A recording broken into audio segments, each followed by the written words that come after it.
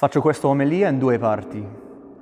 La prima parte, l'omelia in italiano, seguendo le lettere che abbiamo appena ascoltato, e poi la mia omelia in inglese, che ho preparato per tutte le letture degli Stati Uniti, le lettere diverse.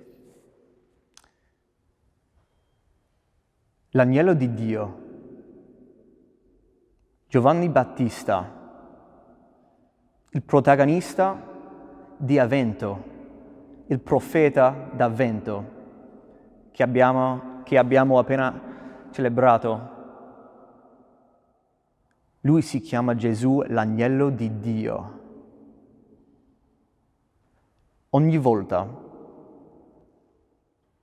quando andiamo alla messa, anche noi sentiamo questo nome di Gesù, l'agnello di Dio. Quando il mio amico porterà in su Gesù nelle sue mani,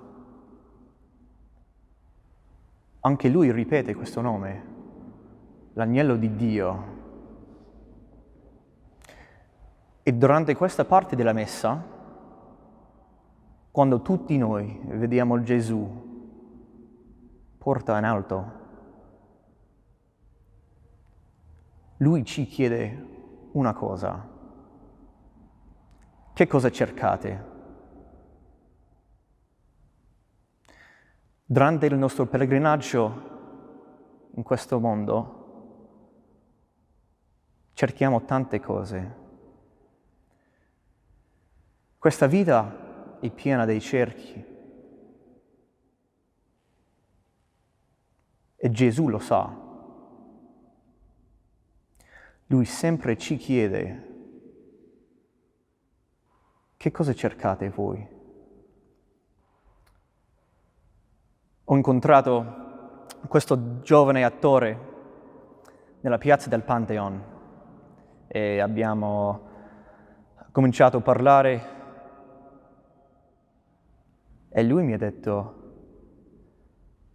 Massimo, la mia vita come un attore, e sì, mi diverto tanto, ma non c'è la pace. Tu hai trovato la pace? E gli ho detto di sì. Ho detto certo, ma il pace non è un'idea, non è un sentimento, ma è una persona. Questa persona di Gesù. E durante questi tempi, durante il coronavirus, sempre cerchiamo la pace. Ma la domanda è: cerchiamo la pace di Gesù, il principe della pace? O cerchiamo la pace da qualche altra parte? Durante questa messa preghiamo che quando Gesù ci chiede che cosa cercate, che noi diciamo: ti cerchiamo, Gesù. E noi ti abbiamo trovato. And now the homily in English. So if any of you guys read the Magnificat, this homily will make a little bit more sense. I just want to say it's such a great privilege to be able to preach as an American Catholic deacon on the memorial of the first native-born saint that was canonized from the United States, Saint Elizabeth Ann Seton. Not even just that, but to preach about how Jesus met her here in this country of Italy. Her period of life here can be seen as a sign of great hope for us, living in Italy for only a period of time before going back to our respective homelands, to America, to preach the gospel. Elizabeth came to Italy as an Episcopalian and left a Catholic, so something big had to happen. Her time in Italy can be seen as the fulcrum of conversion in her life, where Jesus met her in a new way, and then was she finally sent on mission. Before coming to Italy, she claims to have had a blissful life, very quiet life. Coming from a well-to-do and faithful Episcopalian family from New York and marrying the man with whom she was greatly in love, her life was what we would call picture perfect.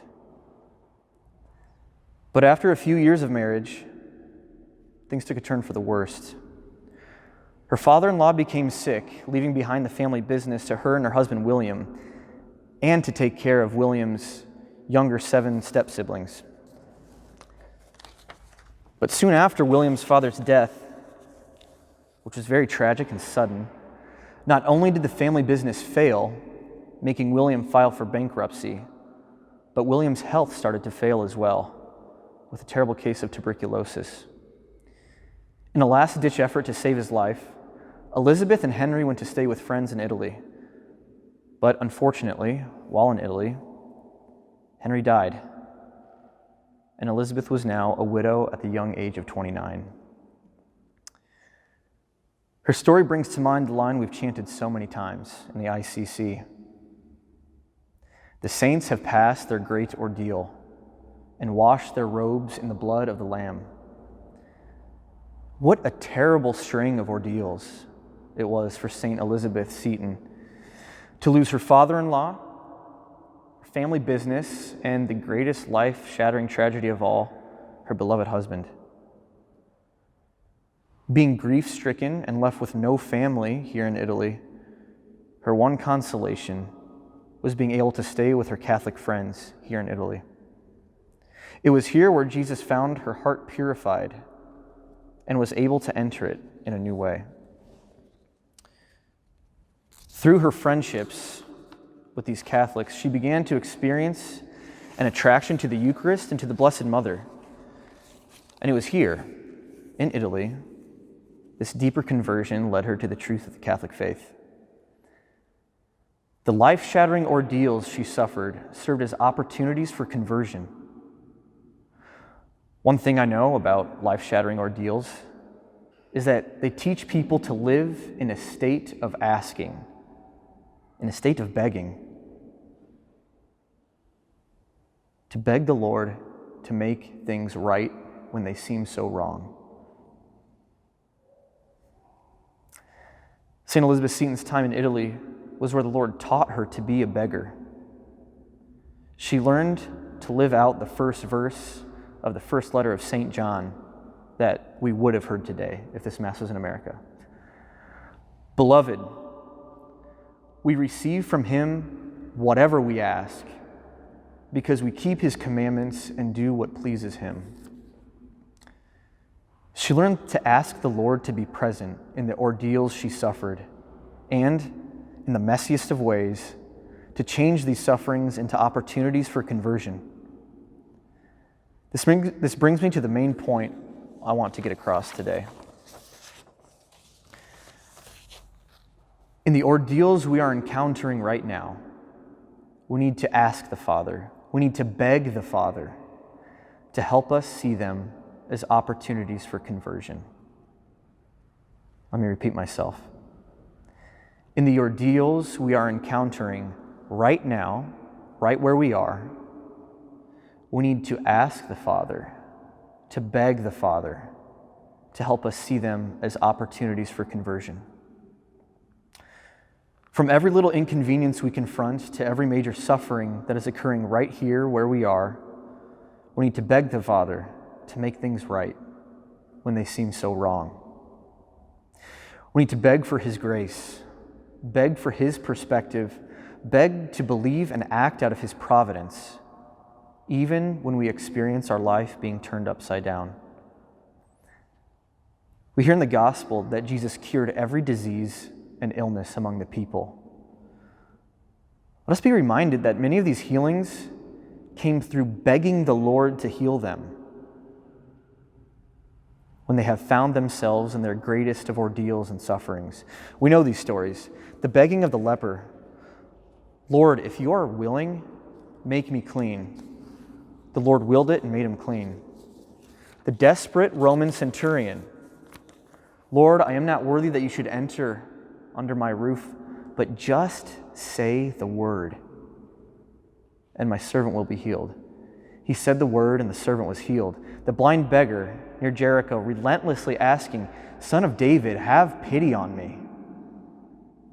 Jesus had pity on him and made him see. Don Luigi Giussani summarized the experience of living in a world where a picture-perfect life, as St. Elizabeth's was before coming to Italy, can be shattered in such little time and then made new in a mission with God. He says, "Existence expresses itself as ultimate ideal in begging. The real protagonist of history is the beggar, Christ, who begs for man's heart, and man's heart that begs for Christ." We are about to receive Christ's heart that begs for us in the Eucharist. Let us approach him with begging hearts, that he enters into our ordeals and helps us to see each suffering as an opportunity for healing and conversion. So we, just like St. Elizabeth Ann Seton, leave this country to go back to our homeland with a deeper love for God and neighbor.